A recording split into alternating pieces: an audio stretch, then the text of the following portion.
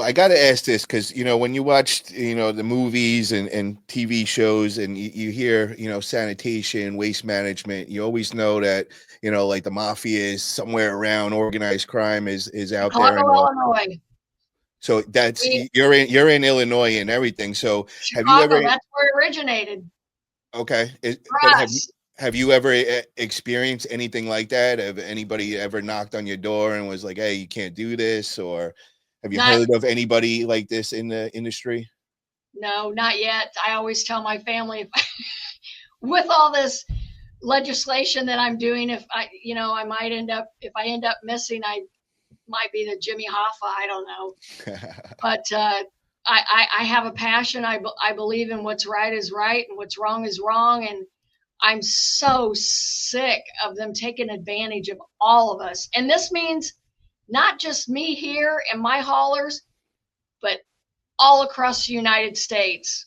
And the other thing that we're working on here is a major, major thing that could come about as far as sustainability. We have a new way.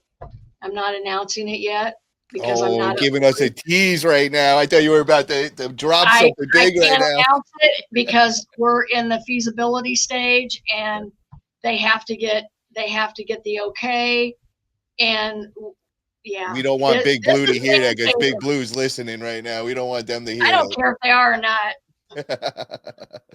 But yeah, the reason why I bring that up is I'm from New York. My girl's from Jersey, and I have family and all, and they were in waste management, and I mean it is big business, and I mean it is locked down in New York. There's no like I'm just gonna go and open a waste management and it's gonna work. Like your trucks will start disappearing, blowing up, things will start Oh happening. no. Oh no, it's true. No, it's it's proven.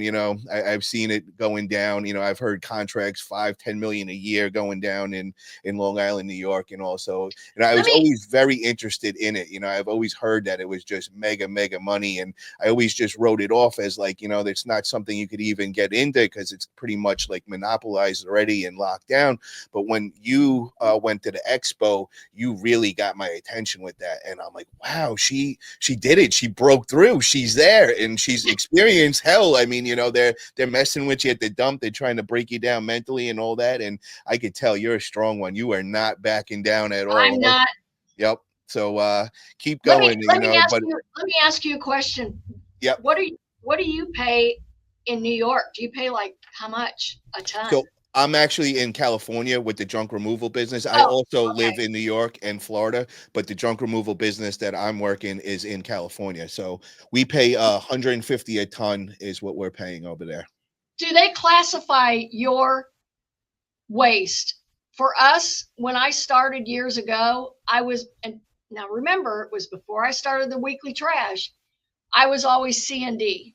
That's their basic contract. Now, because I bring in trash, I have two fees I have to pay. MSW, which is municipal solid waste. So my question to all of you out there that go to a landfill, wherever it may be, and if you are with Big Blue, I want to know this, especially. Do they, and if you're in a contract, do they classify you as only one type of debris that you're bringing in there, or do you have two classifications? Yeah, that's a good question. See, I go to a transfer station out here, and And they I'm don't care. It's yeah. all dumped. Well, see, yeah. What about, do you see issues even in a transfer station where they're dumping asbestos or sludge or, those are the two big things for me. I Dead mean, animals. they're pretty tight at our spot over there. They're checking everything, and you gotta, they got their list of things that you can't dump there. And I was just over there, and I didn't realize like I had some chairs in there from like a patio furniture, and I just dumped it, and they told me that I had to pull the chairs out and throw them into the metal recycling and all that, so they're watching everything, they definitely are on top of everything. But anybody in there that got an answer, please, chime in. And moving forward says, if you are a woman in the business, you are badass, period. I will say it till I die. Mentally and physically, you have to be a rock star. It is hard for a man to stick with it. Yes, 100%. And, somebody that's really experiencing that firsthand right now is my lady, Nicole. And, we've been doing the junk removal now. It's just a little over a month. And, it's definitely, some things are tough. She's getting a workout every day. She's getting all black and blues all over her arms. And, she broke a nail. She just got her nails done. And, she just broke a nail, and she's got those real long pointy ones and everything. And, I don't ever work in junk removal. She just said that she's like, I think I'm gonna have to go shorter on them and all that. So she's learning, but we're having a good time with it for sure. There's Kevin, yeah. Shout out to Kevin S. He says our transfer has 2 areas, MSW and separate area for C and D. So Kevin, are you in a contract? And then Cisco says no, there's C and D, regular trash or wood. They are 3 different prices for each one. America says, my transfer station is really cool with us. They give us Christmas gifts because, like I said, I buy them a trash truck. I can dump an animal, but not everyone. You have to be a top client with them, laughing out loud. Top client when you start being able to drop bodies over there, right?